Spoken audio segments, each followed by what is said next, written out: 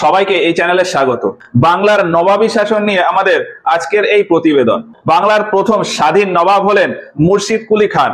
মোহাম্মদ শাহের সময় 1722 খ্রিস্টাব্দে তিনি মোগল সাম্রাজ্যের এরিয়া থেকে বাংলাকে আলাদা করে নেন।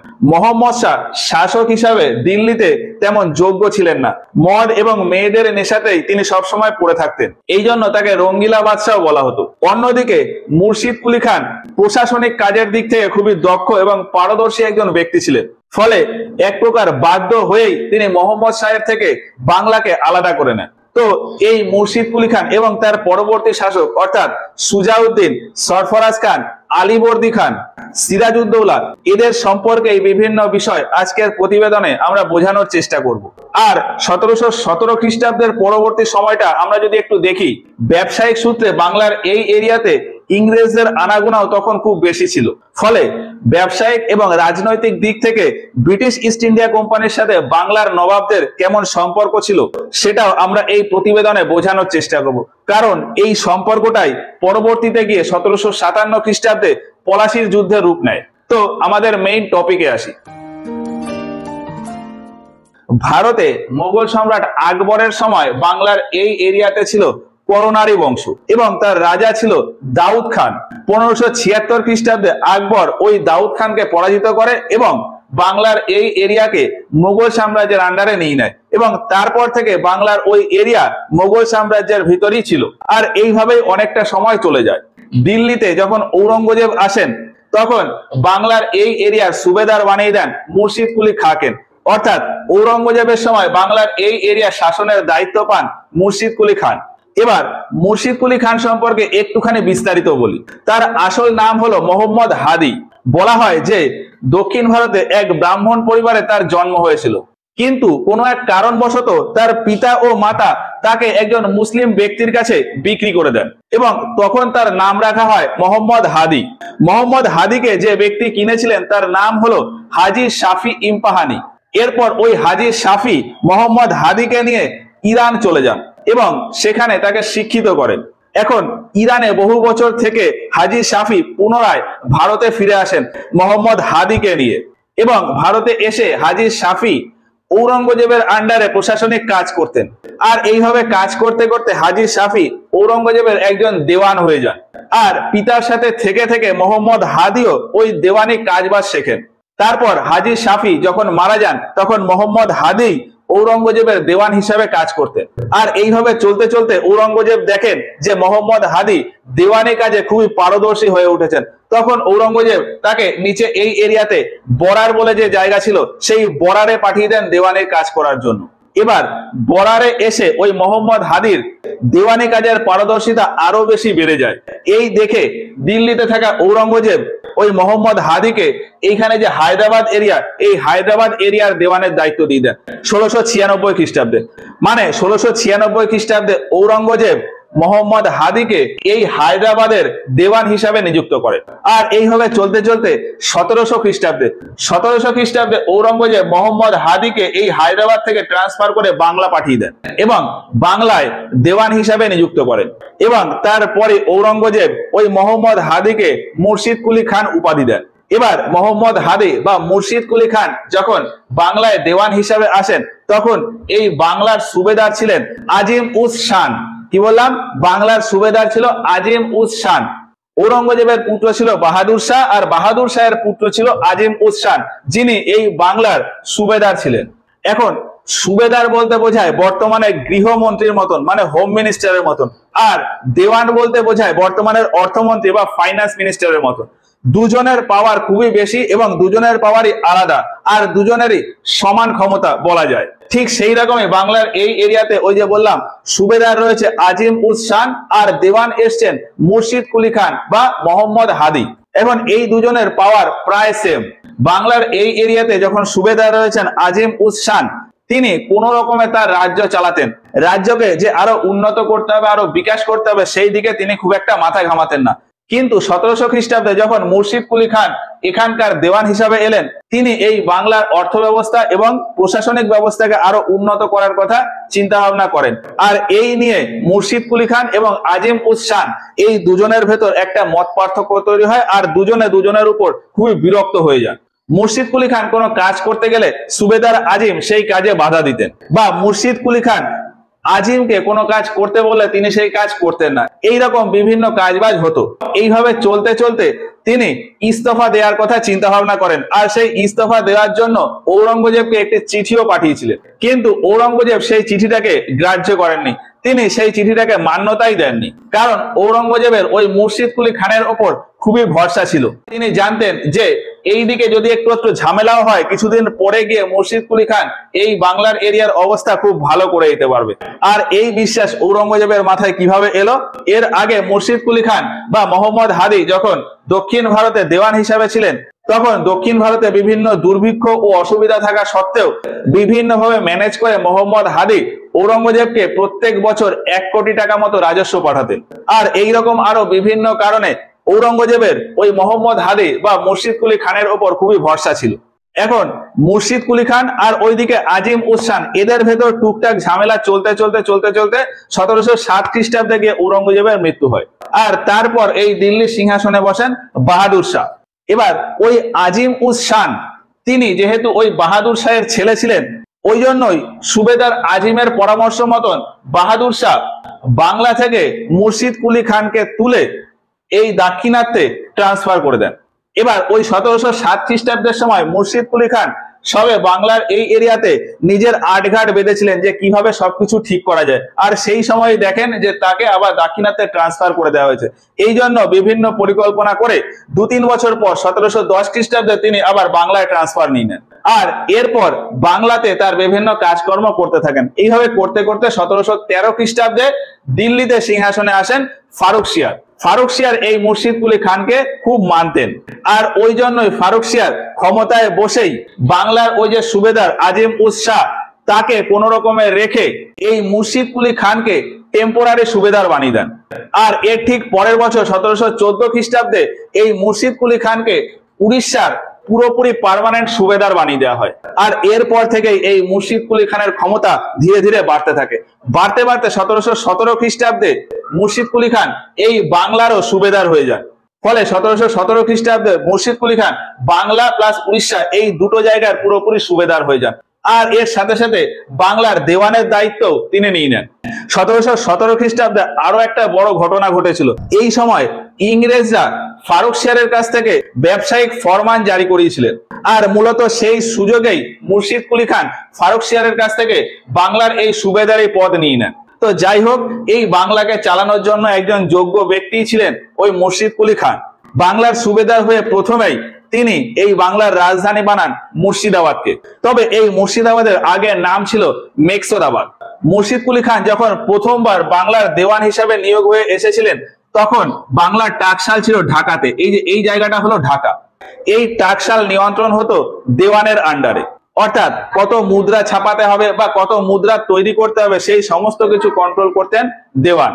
এবার পরবর্তীতে 1710 খ্রিস্টাব্দে মুর্শিদ কুলি খান যখন দক্ষিণ ভারত থেকে আবার বাংলাতে দেওয়ান হিসেবে ট্রান্সফার নিয়ে এলেন, তখন ওই যে বাংলার যে সুবেদার ছিল আজিম উস খান, তার সাথে মুর্শিদ কুলি খানের একটা সংঘর্ষ বা যুদ্ধ লেগে যায় এবং ওই সুবেদার আজিম মুর্শিদ কুলি খানকে হত্যার চেষ্টা করেন, কিন্তু তিনি ব্যর্থ হন।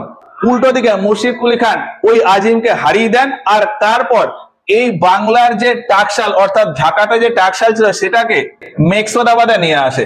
বর্তমানে যে জায়গাটার নাম মুর্শিদাবাদ, সেটাকে আগে বলা হতো মেকসোদাবাদ। এই ঢাকা এই টাকশালটাকে ট্রান্সফার করে এই মুর্শিদাবাদ বা মেকসোদাবাদ নিয়ে আসেন এবং এই মেকসোদাবাদের নাম পরিবর্তন করেই নিজের নাম অনুসারে ওই জায়গার নাম রেখেছিলেন মুর্শিদাবাদ। আর পরবর্তীতে 1717 খ্রিস্টাব্দে যখন তিনি বাংলার সুবেদার হয়ে যান, তখন এই মুর্শিদাবাদকেই বাংলার রাজধানী হিসাবে ঘোষণা করে। আর এরপর এই মুর্শিদ কুলি খান এই বাংলার এরিয়া তার মতন করে চালাতে থাকেন। আর এইভাবে চলতে চলতে 1719 খ্রিস্টাব্দে আবার দিল্লিতে সিংহাসন পরিবর্তন হয়ে যায়। দিল্লিতে তখন বাদশাহ আসেন মোহাম্মদ শাহ বা মোহাম্মদ শাহ রঙ্গিলা। এখন ওই যে বললাম যে মোহাম্মদ শাহ রঙ্গিলা রাজকার্যে তেমন খুব বেশি মন দিতেন না, সব সময় মেয়ে এবং মদের নেশায় আসক্ত থাকতেন। অন্যদিকে মুর্শিদ কুলি খান বাংলার এই এরিয়াকে আরো বেশি উন্নত এবং বিকশিত করার চেষ্টা ভাবনা করছেন।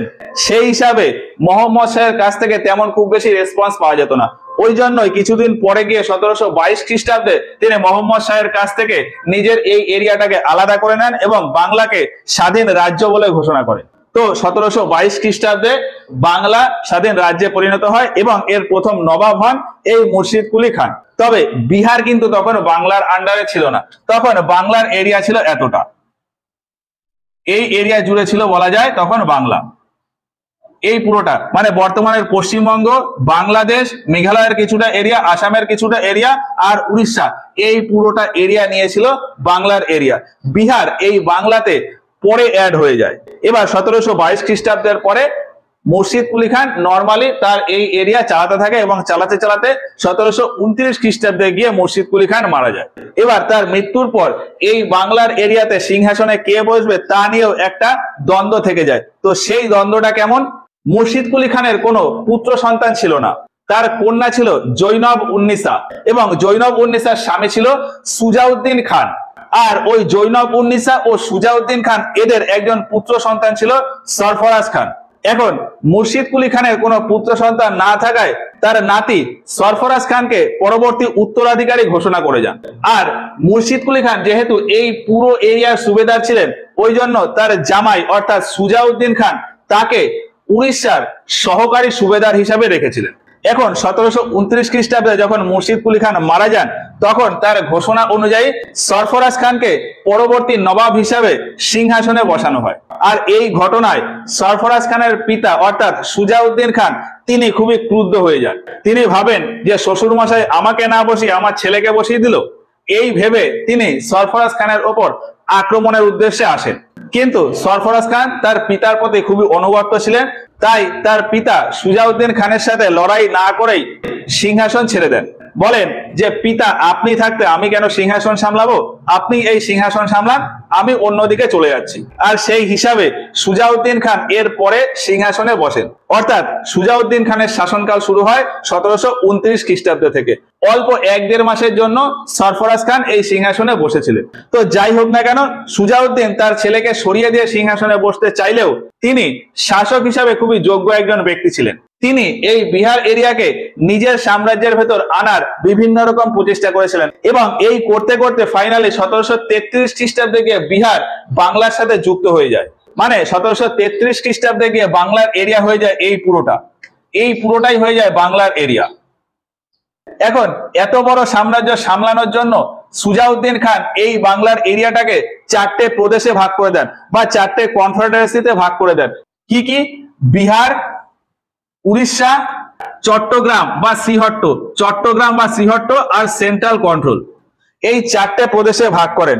বিহার, উড়িষ্যা, চট্টগ্রাম বা শ্রীহট্ট আর সেন্ট্রাল বা কেন্দ্রীয় শাসন। এবার এইভাবে চলতে চলতে তিনি তার প্রশাসনিক কাজেও খুবই সংস্কার করেছিলেন। আর করতে করতে 1739 খ্রিস্টাব্দে গিয়ে তিনি মারা যান।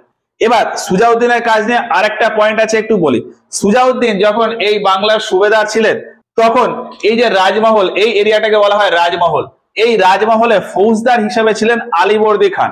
পরবর্তীতে 1733 খ্রিস্টাব্দে যখন এই বিহার বাংলার এই এরিয়াতে চলে এলো, মানে বাংলার সাম্রাজ্যের ভেতর চলে এলো, তখন এই আলীবর্দী খানকে বিহারের সহকারী সুবেদার হিসেবে নিযুক্ত করে। তো যাই হোক, 1729 খ্রিস্টাব্দে সুজাউদ্দিন মারা যান এবং তারপর এই বাংলার নবাবী সাম্রাজ্যের সিংহাসনে বসেন তার ছেলে সরফরাজ খান। কবে? 1739 খ্রিস্টাব্দে। এবার সরফরাজ খান তার পিতার কথা খুব মানতেন, এই জন্যই সিংহাসনে বসে তার সাম্রাজ্যের অবস্থা যেমন ছিল সেই রকমই রাখেন। এমন না যে এর আগে সুজাউদ্দিন সরফরাজ খানকে সিংহাসন থেকে সরিয়ে দিয়েছিল, সেই রাগে দরবারে যে যেখানে আছে তাদেরকে সরিয়ে দিয়ে নতুন করে আবার সাম্রাজ্য গঠন করবে বা সাম্রাজ্যের স্ট্রাকচার চেঞ্জ করবে, সেরকম না। যে যেখানে যেমন ভাবে ছিল সেইভাবেই তাকে রেখে দেন। আর আরেকটা বিষয় হলো যে এই সরফরাজ খান রাজকার্যে তেমন খুব একটা মন দিতেন না, সবসময় আরাম আয়েশ করেই থাকতেন। আর এই কার্যকলাপেরই সুযোগ নিয়ে নেন বিহারের এই সহকারী সুবেদার আলীবর্দী খান। আলীবর্দী খান এই সরফরাজকে সরানোর জন্য ষড়যন্ত্র করতে থাকে, আর এই ষড়যন্ত্রে বিভিন্ন লোককে তার সাথে টেনে নেয়। কাদের কাদের টেনে নেয়?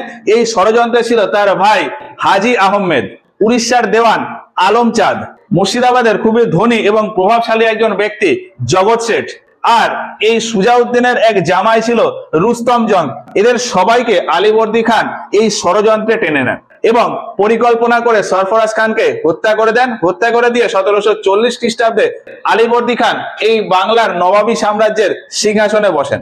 অর্থাৎ আলীবর্দী খানের শাসনকাল শুরু হয় 1740 খ্রিস্টাব্দ থেকে। এবার আলীবর্দী খান সম্পর্কে কিছু কথা আছে, সেইগুলো বলি। তার আসল নাম হলো মির্জা মোহাম্মদ। এর আগে বাংলার নবাব যখন ছিলেন সুজাউদ্দিন খান, তখন ওই যে বললাম যে রাজমহলের ফৌজদার ছিলেন এই আলীবর্দী খান। পরবর্তীতে বিহার যখন বাংলার আন্ডারে এলো, তখন আলীবর্দী খানকে বিহারের সহকারী সুবেদার হিসেবে বানানো হয়। আর তারপর যখন সরফরাজ খান ক্ষমতায় আসে, আলীবর্দী খান সরফরাজ খানকে ষড়যন্ত্র করে সিংহাসন থেকে সরিয়ে দেন। এবার ওই যে বললাম যে উড়িষ্যার এই এরিয়াতে দেওয়ান ছিল রুস্তম জং। রুস্তম জং কে ছিল? সুজাউদ্দিন খানের জামাই। আলীবর্দী খান এই রুস্তম জংকে তার ষড়যন্ত্রে নিয়ে নিয়েছিলেন, কিন্তু পরবর্তীতে এই রুস্তম জংকে তেমন কোনো সুযোগ সুবিধা দেননি। এই জন্যই রুস্তম জং এই এরিয়াতে থেকে ক্রুদ্ধ হয়ে যান এবং আলীবর্দী খানের ওপর আক্রমণ করার চিন্তা ভাবনা করে এবং পরিকল্পনা করে মুর্শিদাবাদের উদ্দেশ্যে রওনা দেন। আর সেই খবর পেয়ে যায় আলীবর্দী খান। আলীবর্দী খান সেই খবর পেয়ে মুর্শিদাবাদ থেকে সৈন্য পাঠায়। এখন উড়িষ্যার থেকে সৈন্য আসছে আর মুর্শিদাবাদ থেকেও সৈন্য আসছে, ফলে মাঝখানে একটা জায়গা আছে বালেশ্বর। এই যে এই জায়গাটা হলো বালেশ্বর। এই বালেশ্বরে দুই দিকের আর্মি একসাথে হয় এবং দুজনের ভেতর একটা লড়াই হয়, যেটাকে বলা হয় বালেশ্বরের যুদ্ধ বা ব্যাটেল অফ বালেশ্বর। তাহলে এই বালেশ্বরের যুদ্ধ কার কার ভেতর হয়? উড়িষ্যার দেওয়ান রুস্তম জং আর বাংলার নবাব আলীবর্দী খানের ভেতর। আর এই যুদ্ধে রুস্তম জং পরাজিত হয়ে যায়। তো যাই হোক, এরপর নর্মাল এইভাবে চলতে থাকে। চলতে চলতে 1742 খ্রিস্টাব্দে শুরু হয় এই এরিয়ার ওপর মারাঠাদের আক্রমণ। মারাঠা এরিয়ার ভেতর এই নাগপুর এরিয়া, এই নাগপুর এরিয়ায় যে নায়ক, নাগপুর এরিয়াতে মারাঠাদের নায়ক ছিল রঘুজি ভোসলে। নাগপুর এরিয়াতে মারাঠাদের নায়ক রঘুজি ভোসলে আর তার সেনাপতি ছিল ভাস্কর পণ্ডিত। 1742 খ্রিস্টাব্দে রঘুজি ভোসলে এখান থেকে মুর্শিদাবাদের উপর আক্রমণ করে। আর এই আক্রমণ করে মুর্শিদাবাদে জগৎ শেঠের যে কোষাগার, সেই কোষাগার লুট করে এবং এখান থেকে প্রচুর পরিমাণে ধন সম্পদ পায়। আর এরপর থেকে প্রত্যেক বছরে মারাঠারা এই বাংলার ওপর আক্রমণ করত। এখন মারাঠাদের আক্রমণ প্রতিহত করার জন্য আলীবর্দী খান বিভিন্ন পরিকল্পনা করতে থাকেন। 1744 খ্রিস্টাব্দে তিনি একটি পরিকল্পনা করেন যে এই যে মারাঠার সেনাপতি রয়েছে ভাস্কর পণ্ডিত, ভাস্কর পণ্ডিতকে কোনোভাবে যদি হত্যা করে দেওয়া যায়। ভাস্কর পণ্ডিতের জন্য তিনি একটি ভোজ সভার আয়োজন করেন আর ভোজ সভায় ওই ভাস্কর পণ্ডিতকে ডেকে তাকে হত্যা করিয়ে দেন। আলীবর্দী খান ভেবেছিলেন যে ভাস্কর পণ্ডিতকে যদি আমি হত্যা করে দিই তাহলে মারাঠাদের আক্রমণ হয়তো থেমে যাবে, কিন্তু না, মারাঠাদের আক্রমণ থামেনি। তারপরেও প্রত্যেক বছরই মারাঠারা এই এরিয়ার উপর আক্রমণ করত। তো আর এইভাবে আক্রমণ করতে করতে 1750 খ্রিস্টাব্দ পর্যন্ত মারাঠারা আক্রমণ করেন। এরপর 1751 খ্রিস্টাব্দে মারাঠা যখন আক্রমণ করতে আসে, তখন আলীবর্দী খান মনে করেন যে ওদের আক্রমণ তো শেষ হবে না, তাহলে আমি তাদের সাথে সন্ধি করে নিই। সেই হিসাবে 1751 খ্রিস্টাব্দে আলীবর্দী খান এখানকার ওই নায়ক রঘুজি ভোসলে তার সাথে একটা সন্ধি করে নেন। এই সন্ধিতে বলা হয় যে উড়িষ্যার এই যে এরিয়া, এই এরিয়া রঘুজি ভোসলের আন্ডারে থাকবে, মানে মারাঠা সাম্রাজ্যের এরিয়া হয়ে যাবে। তাহলে মারাঠা সাম্রাজ্যের এরিয়া আরো এত দূর বেড়ে গেল। 1751 খ্রিস্টাব্দের সন্ধিতে বলা হয় যে উড়িষ্যার এই এরিয়া মারাঠা সাম্রাজ্যের নিয়ন্ত্রণে থাকবে, মানে ওটা মারাঠাদের হয়ে গেল। আর বলা হয় যে বাংলার নবাব অর্থাৎ বাংলা থেকে প্রত্যেক বছর 12 লক্ষ টাকা ট্যাক্স হিসাবে দিতে হবে। মারাঠারা তার আশেপাশের এরিয়া থেকে যে চৌথ নামক ট্যাক্স নিত, সেই ট্যাক্সের দরুন প্রত্যেক বছর 12 লক্ষ টাকা করে দিতে হবে। আর এই শর্তে বলা হয় যে উপরের এই দুটো শর্ত যদি মেনে নেওয়া হয় তাহলে মারাঠা আর কখনোই বাংলার এই এরিয়ার উপর আক্রমণ করবে না। তো আলীবর্দী খান মারাঠার ওই শর্ত মেনে নেন এবং দুজনের ভেতরে একটা সন্ধি হয় 1751 খ্রিস্টাব্দে। তো যাই হোক, এর পরে নর্মালি সেইভাবে চলতে থাকে। কিন্তু প্রত্যেক বছর এই যে মারাঠাদের আক্রমণ হলো, তাতে বাংলার এই এরিয়াতে বেশ কিছু প্রভাব পড়ে যায়। এই এরিয়াতে তখন প্রচুর লোকজন ছিল, কিন্তু মারাঠাদের এই প্রত্যেক বছরের আক্রমণে প্রচুর লোক এই জায়গা থেকে ঢাকার দিকে চলে যায়, মানে বর্তমানে পূর্ববঙ্গের দিকে চলে যায়। ফলে এই এরিয়ার জনসংখ্যা হয়ে যায় খুব বেশি। আর আরেকটা কি, এই যে পশ্চিমবঙ্গের ভেতর এই যে কলকাতা এরিয়া, এই এরিয়াতে ইংরেজদের একটু প্রভাব ছিল বেশি। আর মারাঠারা ইংরেজদের এই এরিয়াতে খুব একটা ঢোকেনি, ওই জন্য এই এলাকার বহু মানুষ এই কলকাতাতে এসে থেকে যায়। মানে কলকাতাতে ইংরেজদের যে ঘাঁটি, সেইখানে এসে নিরাপদ আশ্রয় গ্রহণ করে। ওই জন্যই কলকাতার এই এরিয়াতে প্রচুর জনসংখ্যা হয়ে যায় এবং বাংলাদেশের এই এরিয়াতেও প্রচুর জনসংখ্যা হয়ে যায়। এবার এরপর নর্মালি আলীবর্দী খান তার এই যেটুকু এরিয়া পড়েছিল সেইটুকু জায়গাতে তার মতন করে শাসন করতে থাকে। এই শাসন করতে করতে 1756 খ্রিস্টাব্দে গিয়ে তার মৃত্যু হয় এবং তারপরে পরবর্তী রাজা হন সিরাজউদ্দৌলা। তবে আলীবর্দী খানের মৃত্যুর পরও কে এই সিংহাসনে বসবে তা নিয়ে একটা দ্বন্দ্ব লেগে যায়। তবে এই দ্বন্দ্ব সম্পর্কে আমরা পরে আসবো। তার আগে এই যে মুর্শিদ কুলি খান থেকে আলীবর্দী খান, এই সময়টাতে এই যে রাজারা তো বিভিন্ন কাজ করেছিল ঠিকই, কিন্তু তার পাশাপাশি এই এরিয়াতে ছিল ইংরেজরা। ইংরেজদের প্রভাবও ধীরে ধীরে বাড়ছিল।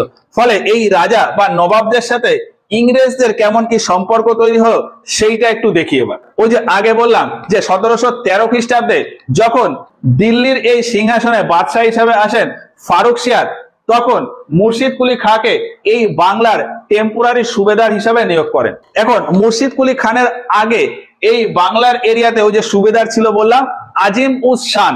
ইংরেজরা এই আজিম উস শানকে ভুলিয়ে ভালিয়ে বাংলার এই এরিয়াতে বিনা শুল্কে ব্যবসা করার অধিকার নিয়ে নেন। এরপর মুর্শিদ কুলি খান যখন বাংলার এই এরিয়াতে টেম্পোরারি সুবেদার হিসাবে নিযুক্ত করেন, তিনি ইংরেজদের ওই বিনা শুল্কে ব্যবসা করার ব্যাপারটা দেখেন। আর তিনি দেখেন যে এইভাবে তো বাংলায় প্রচুর পরিমাণে লস হয়ে যাচ্ছে, এই জন্যই ক্ষমতাতে এসেই তিনি ইংরেজদের ওই যে বিনা শুল্কে ব্যবসার অধিকার সেটাকে নিষিদ্ধ করে দেন। তিনি বলেন যে বাংলাতে যে সমস্ত কোম্পানি আছে বা দেশীয় কোম্পানি আছে তাদের প্রত্যেককে সমান পরিমাণ কর বা ট্যাক্স দিতে হবে। এখন এই ঘটনায় ইংরেজরা দেখে যে আমরা তো ভালোই ব্যবসা করে খাচ্ছিলাম, এদিকে মুর্শিদ কুলি খান এসে আমাদের পেটে লাথি মেরে দিল। যদিও ইংরেজরা জানতো যে তারা ওই যে বিনা শুল্কে ব্যবসা করছে সেটা খুবই ভুল কাজ করছে। ওই জন্যই 2 বছর পরে 1715 খ্রিস্টাব্দে ইংরেজদের একজন প্রতিনিধি দিল্লিতে ফারুকশিয়ারের কাছে যায়। ইংরেজদের প্রতিনিধি জন সারম্যান দিল্লিতে ফারুকশিয়ারের কাছে যায় এবং বাংলার ওই ব্যবসা করার কথা বলে। তবে ফারুকশিয়ার জন সারম্যানের ওই সমস্ত কথাকে এলাও করেননি। ফলে ইংরেজরা তখন মুর্শিদ কুলি খানকে কর বা ট্যাক্স দিতে বাধ্য হন। আর এইভাবে চলতে চলতে দেখা যায় যে 1717 খ্রিস্টাব্দে ফারুকশিয়ার খুবই কঠিন একটি রোগে আক্রান্ত হয়ে যায়। আর তার চিকিৎসা দেশীয় কোনো চিকিৎসক করতে পারছিল না। এই অবস্থায় একজন ইংরেজ চিকিৎসক ছিলেন হ্যামিল্টন ফারুকশিয়ারের ওই রোগ সারিয়ে দেন। আর এই ঘটনাতেই ইংরেজদের সোনায় সোহাগা হওয়ার মতন একটা সিচুয়েশন তৈরি হয়ে যায়। হ্যামিল্টন এই যে ফারুকশিয়ারকে সারিয়ে দিল, এর কৃতিত্ব হিসাবে ব্রিটিশ ইস্ট ইন্ডিয়া কোম্পানি ফারুকশিয়ারের কাছ থেকে ব্যবসায়িক ফরমান জারি করিয়ে নেয়। তাহলে এই ফরমান বা ফারুকশিয়ারের ফরমান জারি হলো কবে? 1717 খ্রিস্টাব্দে। এই ফরমানে বলা হয় যে বাংলার এই এরিয়া থেকে প্রতি বছর 3000 টাকা করে পেমেন্ট মুর্শিদ কুলি খানকে দেওয়া হবে। তার পরিবর্তে এই ব্রিটিশ ইস্ট ইন্ডিয়া কোম্পানি পুরো বাংলার ভেতর যেখানে যা ব্যবসা করুক না কেন তাতে কাউকে কোনো ট্যাক্স দেওয়া লাগবে না, অর্থাৎ বিনা শুল্কে পুরো বাংলার ভেতর ব্যবসা বাণিজ্য করবে। আর ব্যবসা বাণিজ্য বা ফ্যাক্টরি খোলার জন্য জায়গা দরকার। ফলে এই ফ্যাক্টরি খোলার জন্য এখানে এই যে হুগলি নদী, এই হুগলি নদীর আশেপাশে টোটাল প্রায় 38টা মতো গ্রাম ব্রিটিশ কোম্পানি তাদের ইচ্ছা মতো সময় সুযোগ বুঝে কিনে নেবে। আর এই গ্রামগুলোর ভেতর ফেমাস 3টে গ্রাম হলো কলকাতা, সুতানুটি, গোবিন্দপুর এরকম। এছাড়া এই ফরমানে আরো বলা হয় যে ব্রিটিশ কোম্পানি মুর্শিদাবাদের যে টাকশাল, সেই টাকশালটাকে ব্যবহার করতে পারবে। মানে কোম্পানি চাইলে নিজেদের মতন করে যত খুশি অর্থ প্রিন্ট করতে পারবে বা মুদ্রা তৈরি করতে পারবে। আর আরো একটা পয়েন্ট এই ফরমানে বলা হয়, কোম্পানির প্রোডাক্টের ক্ষেত্রে দস্তক জারি করা হবে। দস্তক এক ধরনের পাস, মানে কোম্পানির প্রোডাক্ট এক জায়গা থেকে অন্য জায়গায় যাওয়ার সময় ওই প্রোডাক্টের সাথে একটা পাস থাকবে। ওই পাসটা যদি কেউ দেখে তখন ওই প্রোডাক্টকে কোথাও আটকানো যাবে না, কোনো কারণ দেখিয়ে ওই প্রোডাক্টকে রাস্তায় আটকানো যাবে না, এটাকেই বলা হতো দস্তক। তো যাই হোক, এই সমস্ত কন্ডিশন দিয়ে ফাইনালি ফারুকশিয়ার এই ফরমান জারি করেন। এবার এই ফরমানের পয়েন্টগুলি মুর্শিদ কুলি খান একদমই পছন্দ করতেন না, তিনি মেনে নিতে পারেননি। তবে মেনে নিতে না পারলেও তার আর কিছু করার ছিল না, কারণ দিল্লিতে বাদশা রয়েছেন ফারুকশিয়ার এবং তিনি তার আন্ডারে একজন কর্মী। তো যাই হোক, এইভাবে চলতে থাকে। আর এইভাবে চলতে চলতে কোম্পানি এই দস্তকের খুবই মিস ইউজ করতেন। দস্তক ছিল শুধুমাত্র কোম্পানির প্রোডাক্টের ক্ষেত্রে, আর এই দস্তক ব্যবহার করে কোম্পানি বা কোম্পানির বিভিন্ন লোকজন তাদের ব্যক্তিগত জিনিসপত্র ট্রান্সফার করতেন। মানে কোম্পানির প্রোডাক্ট হিসাবে হয়তো দুটো গম ভাঙানো মেশিন এক জায়গা থেকে অন্য জায়গায় এক্সপোর্ট হচ্ছে। কোম্পানির কোনো একজন উচ্চপদস্থ ব্যক্তি ওই মেশিন দুটোর সাথে তার হয়তো পার্সোনালি কোনো রিলেটিভের কাছে একটা ছোট মেশিন পাঠাতে হবে, সেটা ওর সাথে মিশিয়ে দিল। নর্মালি পার্সোনাল ট্রেডের ক্ষেত্রে সেখানে ট্যাক্স দিতে হতো, কিন্তু ওই যে দস্তকের সাথে পাঠিয়ে দিচ্ছে, ফলে তার ওই মেশিন পাঠানোর জন্য আর কোনো কর বা উপরি পয়সা দিতে হচ্ছে না। এইরকম বিভিন্ন ভাবে কোম্পানি এবং কোম্পানির কর্মচারীরা এই দস্তকের অপব্যবহার করতেন। এবার এইভাবে চলতে চলতে দেশীয় যে সমস্ত কোম্পানি ছিল এবং ব্রিটিশ ছাড়া অন্যান্য যে সমস্ত ফরেন কোম্পানি ছিল তাদের খুবই লস হয়ে যায়। এমনকি বাংলা এবং দিল্লিতে যে নবাব ও বাদশাহ রয়েছেন তাদেরও রাজস্বে খুবই লস হয়ে যায়। আর এই অবস্থা কাটানোর জন্য মুর্শিদ কুলি খান কিছুটা ব্যবস্থা নেন। তার প্রথম পদক্ষেপ ছিল 1722 খ্রিস্টাব্দে এই বাংলাকে আলাদা করে নেওয়া। তারপর এই যে গ্রামগুলি ইংরেজরা কিনে নেবে বলছিল, এই সমস্ত গ্রামের যে সমস্ত জমিদার রয়েছে তাদের সাথে মুর্শিদ কুলি খান পার্সোনালে গিয়ে কথাবার্তা বলেন এবং তাদেরকে বলেন যে তারা যেন ইংরেজদের কাছে তাদের ওই গ্রাম বিক্রি না করে। আর ওই যে একটা পয়েন্ট ছিল যে মুর্শিদাবাদের টাকশাল ব্যবহার করতে পারবে, এবার ওই টাকশাল ব্যবহার করার জন্য ওই টাকশালের নিয়ন্ত্রণে যে রয়েছে অর্থাৎ জগৎ শেঠকে বাধা দেয়। আর সেই সময় কোম্পানির বিভিন্ন কাজের যে হেড তাকে বলা হতো ভকিল। 1726 খ্রিস্টাব্দে ইংরেজদের ওই ভকিলকে মুর্শিদ কুলি খান গ্রেপ্তার করে নেন। এখন এই অবস্থায় ইংরেজরা মুর্শিদ কুলি খানের উপর খুবই ক্রুদ্ধ হন এবং ইংরেজদের সাথে মুর্শিদ কুলি খানের ছোটখাটো একটা দ্বন্দ্ব শুরু হয়ে যায়। এই অবস্থায় জগৎ শেঠ মধ্যস্থতা করে এবং ইংরেজরা ফাইনাল একটা ডিসিশনে আসেন, বলেন যে এতদিন ধরে যা ব্যবসা বাণিজ্য হয়েছে তার জরিমানা হিসেবে ইংরেজরা 25,000 টাকা দেবে, আর এরপর থেকে কোম্পানির প্রোডাক্টের ক্ষেত্রে কিছুটা কর দেবে, আর ওই দস্তক ব্যবহার করে কোম্পানির কর্মচারীরা যাতে অপব্যবহার না করে সেই দিকেও কোম্পানি খেয়াল রাখবে। তো এইভাবে চলতে থাকে। চলতে চলতে 1729 খ্রিস্টাব্দে মুর্শিদ কুলি খান মারা যায় এবং তারপর সিংহাসনে আসেন সুজাউদ্দিন। এখন ওই যে কোম্পানি বলেছিল যে দস্তকের অপব্যবহার আর হবে না, তারপরেও ধীরে ধীরে আবারও এই দস্তকের অপব্যবহার হতে থাকে। ফলে এই দস্তকের অপব্যবহার যাতে না হয় ওই জন্য পরবর্তীতে যখন সুজাউদ্দিন আসেন তিনি একটা ব্যবস্থা নেন, যে কোনো খাবারে লবণ দেওয়াটা খুবই প্রয়োজন। লবণ ছাড়া কোনো খাবার ঠিকঠাক মতো হবেই না। এটা যেমন দেশীয় লোকের খাবারেও হবে, ঠিক সেই রকম বিদেশি বা ইংরেজদের খাবারেও সেম। আর এই জায়গাটাতে আঘাত করার জন্য সুজাউদ্দিন যে লবণের এক্সপোর্ট ইম্পোর্ট হতো সেটাকে বন্ধ করে দেন। ফলে ইংরেজদের কাছে আর লবণ আসতো না আর তাদের খাওয়া দাওয়াতেও খুব অসুবিধা হয়ে যেত। এই ঘটনার পর ইংরেজরা সুজাউদ্দিনের সাথে একটা মিউচুয়াল আন্ডারস্ট্যান্ডিং করে নেন। আর এইভাবেই চলতে থাকে। এইভাবেই কখনো কখনো নবাবদের দিকে একটুখানি বেশি ফেভার থাকে, কখনো কখনো ইংরেজদের দিকে একটু বেশি ফেভার থাকে। এইভাবে চলতে থাকে। চলতে চলতে 1740 খ্রিস্টাব্দে নবাবী সিংহাসনে আসেন আলীবর্দী খান। আলীবর্দী খানও দেখতেন যে ইংরেজরা একটু বাড়াবাড়ি করছে, কিন্তু আলীবর্দী খান সবসময় চাইতেন যে তারা বাড়াবাড়ি করুক, তাদের ওই বাড়াবাড়িটাকে নিয়ন্ত্রণ করতে হবে, তাদেরকে যে বাংলা থেকে সরিয়ে দেবো এইরকম চিন্তা ভাবনা আলীবর্দী খান করতেন না। তবে এর আগে যারা ছিলেন অর্থাৎ সুজাউদ্দৌলা বা মুর্শিদ কুলি খান তারা চাইতেন যে ইংরেজদের বাংলা থেকে সরিয়ে দেবো। আচ্ছা, আলীবর্দী খান এইরকমটা চাইতেন না কেন? আলীবর্দী খান জানতেন যে তাদের ওই বাড়বাড়ন্তটা কমাতে হবে, তাদেরকে সরিয়ে দিলে নিজেদের লস। ইংরেজদেরকে যদি বাংলা থেকে সরিয়ে দিই তাহলে ইংরেজরা কিছুদিন পর আবারও আসবে, এসে আমার সাথে যুদ্ধের পরিস্থিতি তৈরি করবে। অনেকটা মৌমাছির চাকে ঢিল মারার মতন, কোনো না কোনো উপায়ে তার চাক থেকে মধুটা নেওয়া যায়, কিন্তু তার চাক যদি ভেঙে দিই বা তার চাকটাকে সরিয়ে ফেলতে চাই তাহলে উল্টে আমারই লস হতে পারে। এই ভেবেই আলীবর্দী খান ইংরেজকে বাংলা থেকে সরানোর কথা ভাবতেন না। তিনি সবসময় চেষ্টা করতেন যে ইংরেজরা বা ব্রিটিশ ইস্ট ইন্ডিয়া কোম্পানি বাংলাতে শুধুমাত্র ব্যবসা করছে, শুধুমাত্র ব্যবসাই করুক, ইংরেজরা যাতে বাংলার রাজনীতিতে না আসে সেই বিষয়টা তিনি খেয়াল রাখতেন। এবার আলীবর্দী খানের সময়কাল কত? 1740 থেকে 1756। এর ভিতরেই 1746 খ্রিস্টাব্দে এই এরিয়াতে চালু হয়ে যায় ইঙ্গো কার্নাটিক যুদ্ধ বা অঙ্গ কার্নাটিক যুদ্ধ, যেখানে ফ্রান্স আর ব্রিটিশ আর্মির ভেতর লড়াই হয়। আর এই লড়াইয়ের প্রভাব এই এরিয়া ছাড়া বাংলার এই এরিয়াতেও টুকটাক হতে দেখা যায়। এই অবস্থায় আলীবর্দী খান চাইতেন যে ব্রিটিশ আর ফ্রান্সের ভেতর লড়াই বিশ্বের যেখানে যা হচ্ছে হোক, ভারতের অন্য কোথাও হলেও হোক, বাংলার এই এরিয়াতে যেন যুদ্ধের পরিস্থিতি তৈরি না করতে পারি আমি। আর তার জন্য তিনি বিভিন্ন ব্যবস্থা নেন। তার জন্য ইংলিশ এবং ফ্রান্স মানে ব্রিটিশ আর ফ্রান্স দুই কোম্পানির সাথেই ভালো সম্পর্ক বজায় রাখতেন। আর তখনকার সময় যে কোনো যুদ্ধে ডিফেন্স করার জন্য যে কোনো পার্টি তার দুর্গ তৈরি করতে চাইতো বা ফোর্ট তৈরি করতে চাইতো। আলীবর্দী খান ওই ব্রিটিশ বা ফ্রান্স কেউই যাতে বাংলার এই এরিয়াতে কোনো ফোর্ট তৈরি না করে সেই বিষয়ে খেয়াল রাখতেন। আলীবর্দী খানের ওই ব্রিটিশ এবং ফ্রান্সের উদ্দেশ্যে একটি কথা ছিল যে আপনারা এখানে ব্যবসা বাণিজ্য করতে এসেছেন, শুধুমাত্র ব্যবসা বাণিজ্যই করুন, দুর্গ তৈরি করার কোনো প্রয়োজন নেই।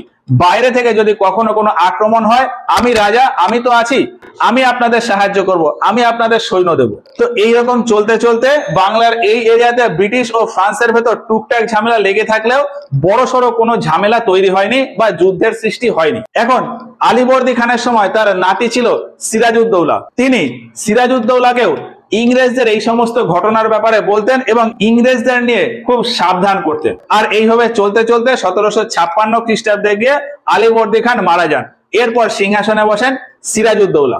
এখন সিরাজউদ্দৌলা যখন এই সিংহাসনে বসেন, তখন ইংরেজরা তার উপর বিভিন্ন প্রভাব খাটাতে থাকে এবং ইংরেজরা বুঝতে পারে যে একে সরিয়ে দিলে আমাদের পুরো রাস্তা ক্লিয়ার হয়ে যাবে।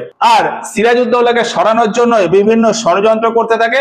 আর এই ষড়যন্ত্রের রূপটাই পরবর্তীতে গিয়ে 1757 খ্রিস্টাব্দে পলাশীর যুদ্ধের রূপ নেয়। তো এই পলাশীর যুদ্ধের পিছনে কি কি ষড়যন্ত্র ছিল এবং অন্যান্য যে সমস্ত ঘটনা, আর এই পলাশীর যুদ্ধের পরেও আরো একটা বড়সড় যুদ্ধ হয়, বক্সারের যুদ্ধ, এই দুটো যুদ্ধ সম্পর্কে আমরা এর পরের ক্লাসে গিয়ে ডিটেলসে আলোচনা করব। তো এই হচ্ছে ওভারঅল বাংলার নবাবী শাসন সম্পর্কে কিছু বিষয়। নোট তৈরি করার জন্য তোমরা এর একটা স্ক্রিনশট নিয়ে নিতে পারো। আর আজকের মতো ক্লাসটা আমরা এখানেই শেষ করছি।